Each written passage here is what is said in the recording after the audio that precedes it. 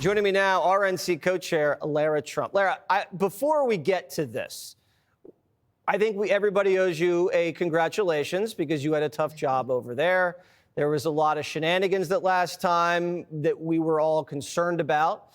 And there was a ground game that wasn't up to snuff, and you delivered. So as my mother would say, give yourself a pat on the back. Well, thank you, Jesse. And by the way, you're more than welcome to come to the Trump house for Thanksgiving. We'll go ahead and extend the offer to you because I don't want you to be left out in the cold on this one. Well, that would make my mother even more upset. But look, yeah, I know. You'll probably be out of Christmas, too, at that point. It's fine. It's okay. We all need a cooling off period. But when you look at the left trying to take their cooling off period, I know it's your job to manage the RNC and Republicans, but part of your job is also to dissect the political enemy, and I say that without any negativity. How do you think that they're dealing with this, and how crippled will they be for how long? Well, I kind of think that it's like the American people broke up with the Democrats on Tuesday night, a bad breakup.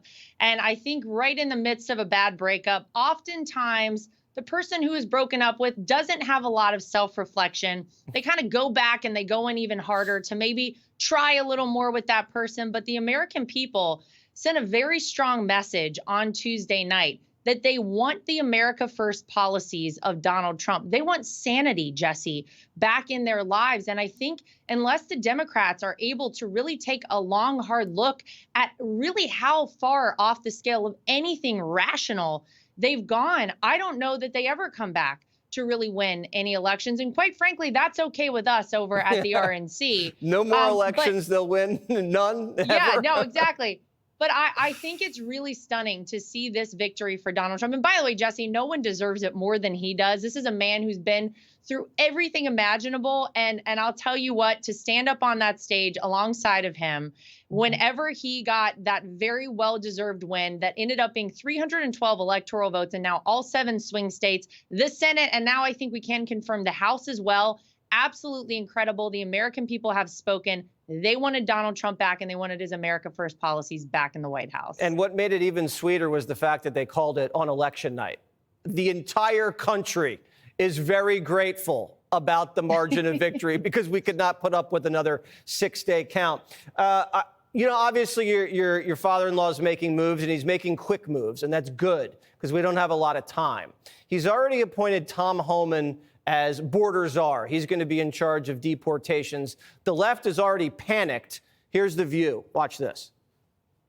The appointment of Tom Homan today as border czar, and he will be in charge of a mass deportation program. When you talk about mass deportations, people think, oh, it's just going to be the criminals. There's not enough criminals, aliens in the federal prison system for it to be mass deportations. What it means is grandmothers. What it means is brothers and aunts. Yep. What it means is abuelos y abuelas. It means dreamers. It means your family members. It means your colleagues. It means your friends. It means people who are part of the society. And look, America, you know, those of you who voted for Trump, this is what you wanted. This is what you voted for. You screwed around, and you're about to find out. I mean, no one said it's going to be easy. No one's saying mass deportations is going to be fun, but it's going to be necessary. Do you think the Democratic Party can continue to survive if they resist the deportations that a majority of the country voted for? Well, that does remain to be seen. I think that these people are deluded. You know, that's the same kind of fear-mongering and scare tactics, Jesse, that lost them an election.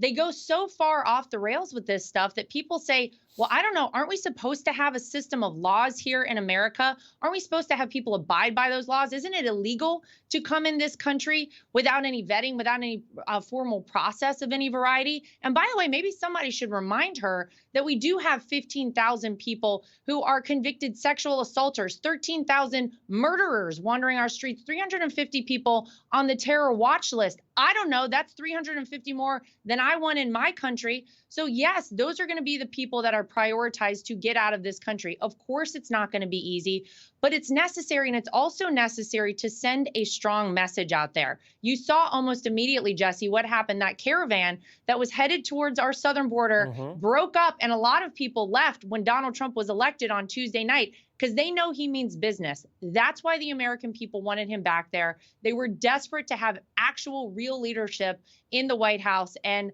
I think it's great. People should never take that journey because it's dangerous, it's treacherous. A quarter of the women or more are sexually assaulted on their way up. So thank you, Donald Trump, for already setting things straight at our southern border. And Mexico's in for some tough negotiations, and those will begin almost immediately. When you're around Donald Trump as this transition is underway, and it's going at a breakneck pace, especially compared to 16, what are his priorities? Is he under pressure by donors? What's the atmosphere with, what we've seen almost, 6 days?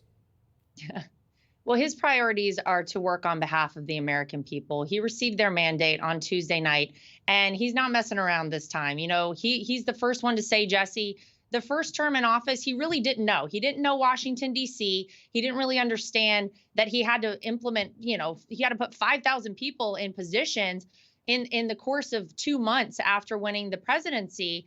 And now he gets it. And now he's learned a lot the first time around. There was the art of the deal, and then there was the art of the comeback. And we did see the most historic and epic comeback in American political history on Tuesday night. Wait till his second term in office. The people he's putting alongside of him are people who are going to prioritize the American people's mandate to secure our southern border, to roll back regulations that are stifling small businesses, to regain our standing on the world stage as the superpower and the leader of the free world. That's what America voted on, and that is what Donald Trump is prioritizing. Has nothing to do with donors, has nothing to do with special interest groups or lobbyists. It has everything to do with what is right for the American people, and I cannot wait to see him in there starting on January 20th. It's an exciting time to be alive, that's for sure.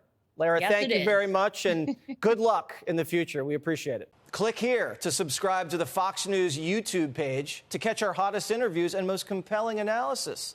You won't get it anywhere else.